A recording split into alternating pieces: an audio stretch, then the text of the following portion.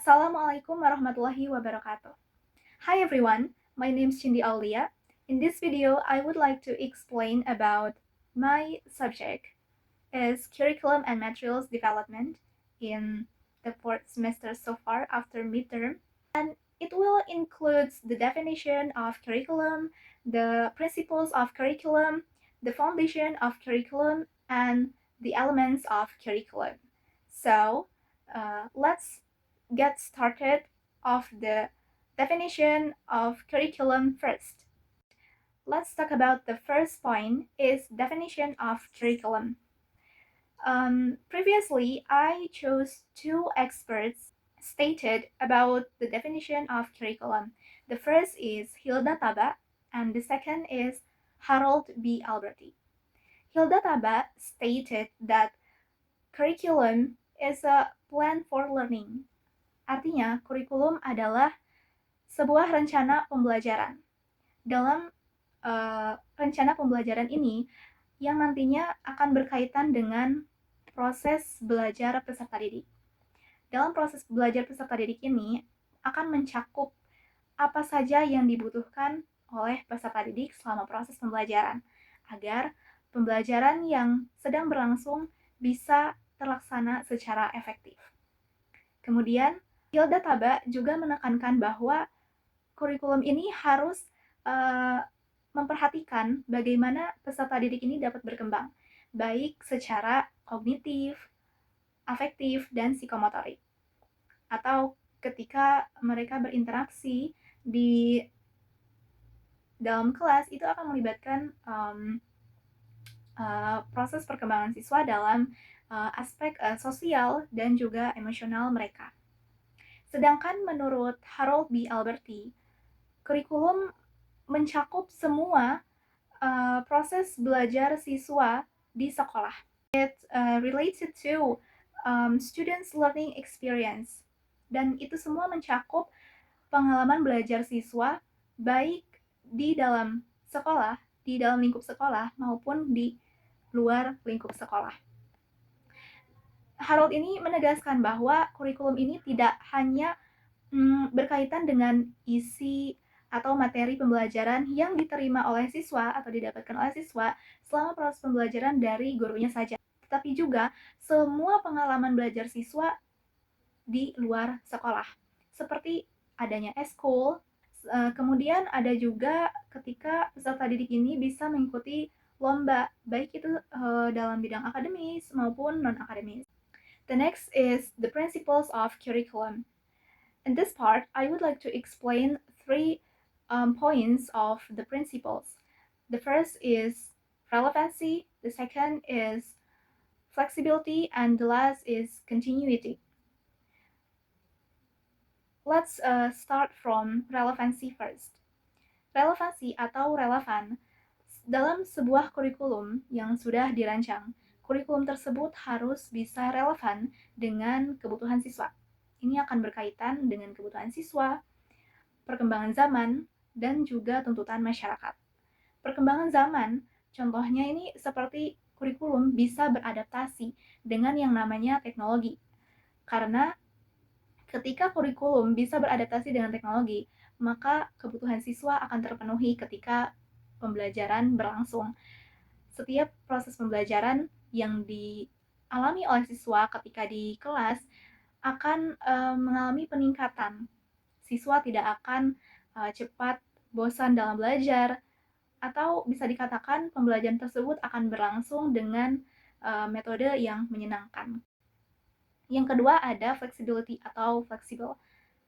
Sebuah kurikulum harus bersifat fleksibel atau luas, sehingga ketika nantinya diimplementasikan dalam proses pembelajaran, maka kurikulum tersebut bisa diubah.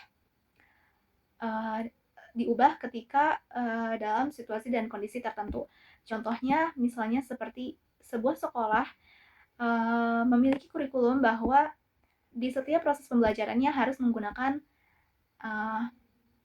LED projector, tapi ketika di suatu kondisi tertentu ada pemadaman listrik, maka LED projector ini tidak bisa diimplementasikan ke dalam proses pembelajaran. Maka seorang guru harus bisa mencari metode lain agar walaupun kurikulum yang satu ini yang menggunakan LED projector dalam proses pembelajaran tidak bisa diterapkan, maka pembelajaran tetap bisa dilaksanakan sebagaimana mestinya. Yang terakhir ada continuity atau keberlanjutan. Sebuah kurikulum ini harus bisa berlanjut secara bertahap.